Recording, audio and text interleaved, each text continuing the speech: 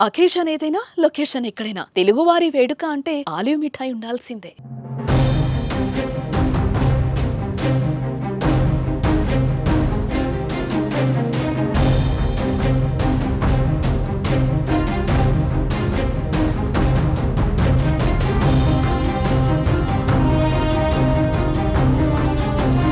తెలంగాణలో ఉగ్రమూలాలు ఆందోళన కలిగిస్తున్నాయి.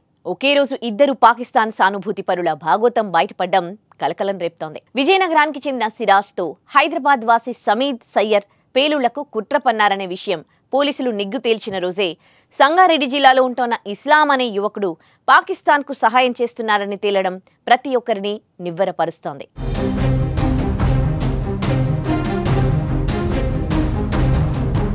జమ్మూ కాశ్మీర్లోని పెహల్గాంలో హిందువుల కాల్చివేత తర్వాత భద్రతా దళాలు పూర్తి స్థాయిలో చర్యలు తీసుకుంటున్నాయి.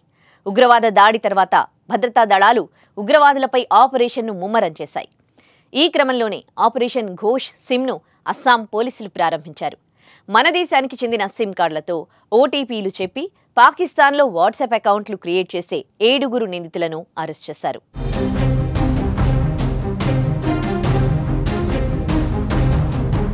ఏడుగురిలో సంగారెడ్డికి చెందిన ఇస్లాం ఉన్నాడు. ఇస్లాం అనే వ్యక్తి అస్సాం నుంచి వచ్చి సంగారెడ్డిలో కూలీ మేస్త్రీగా జీవనం సాగిస్తున్నాడు.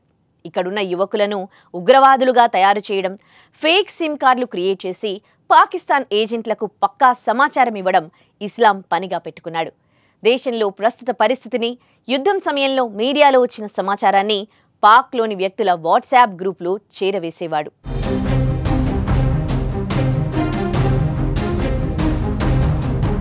ఇస్లాంతో పాటు మిగిలిన 6 అస్సాం పోలీసులు విచారిస్తున్నారు.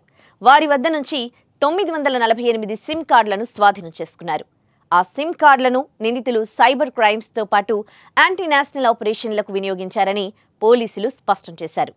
నిందితులంతా దేశంలోని పలు రాష్ట్రాల్లో చిన్నా చితకా పనులు చేసుకుంటూ సామాన్యులుగా జీవనం సాగిస్తున్నట్లు చుట్టుపక్కల వారిని నమ్మించేవారు.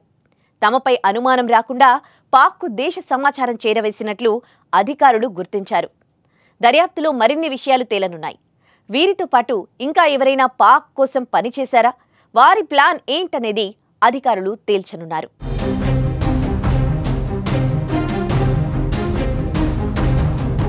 పెహల్గాం దాడి తర్వాత అస్సాం వేదికగానే పాక్ అనుకూల నినాదాలు ఎక్కువగా వినిపించాయి. ఉగ్రవాదులు అన్యాయంగా 28 మంది అమాయక ప్రజల ప్రాణం తీయడంతో దేశం కన్నీరు పెడితే అస్సాంలో రాష్ట్రంలోని దేశ విద్రోహ శక్తులు మాత్రం ఆనందపడ్డాయి. ఉగ్రవాదులకు సానుకూలంగా గళాన్ని వినిపించారు. దేశానికి వ్యతిరేకంగా మాట్లాడిన సుమారు 50 మందిని పోలీసులు అరెస్ట్ చేశారు. తాజాగా ఆపరేషన్ ఘోస్ట్ సిమ్లో భాగంగా మరో 7 అరెస్ట్ చేయడం చర్చానీయాంశమవుతోంది.